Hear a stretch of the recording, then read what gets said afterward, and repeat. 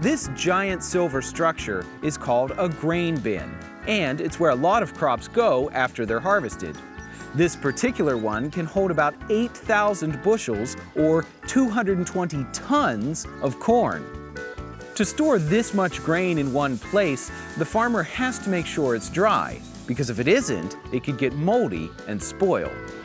Farmers do their best to harvest grain with moisture below a certain level, and modern combines can even track this data in the field. But sometimes the weather or other conditions don't cooperate. Thankfully, grain bins are designed to help dry things out. Now, before we look inside, I need to mention that grain bins can be extremely dangerous because it's possible to get trapped in the grain and suffocate. Only a farmer or a trained professional with safety gear should ever enter a grain bin, which is why we're staying on the outside and looking in with our cameras. After the farmer fills this bin, a giant fan connected to a heater forces hot air through tiny holes in the floor and up through the grain, drying it out.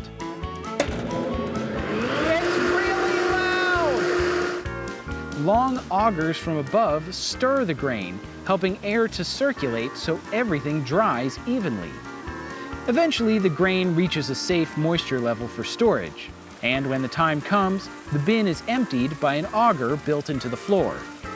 Once it's empty, the bin is ready for the next harvest, so the farmer can fill it up and dry it out all over again.